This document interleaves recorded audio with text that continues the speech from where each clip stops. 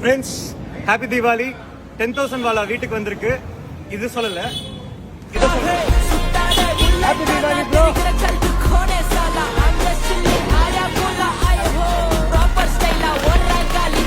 என்ன நண்பா, வழக்கம் போல டின்ன தூக்கி முன்னாடி வச்சுட்டேன். இன்னைக்கு என்ன கிளியர் இன்ட்ரோடியூஸ் பண்ண போறோம்? மச்சான், இது கிளியர் கிடையாது ப்ரோ, இதுதான் தின்னர். தின்னடா இருக்குன்னு.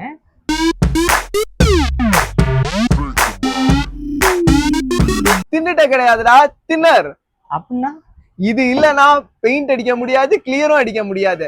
இதுதான் பெயிண்ட்டுக்கும் கிளியருக்கும் உள்ள இம்பார்ட்டன்டான காம்பனன்ட்டே.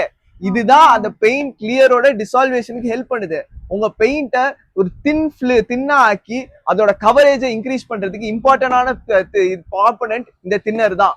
அதே மாதிரி உங்க கிளியர் பிளஸ் ஹார்ட்னர் மட்டும் கம்பைன் பண்ணா பத்தாது. இந்த தின்னரையும் கரெக்டான ரேஷியோல கம்பைன் பண்ணாதான் உங்க கிளியருக்கும் பக்காவான பினிஷ் பண்ணுது.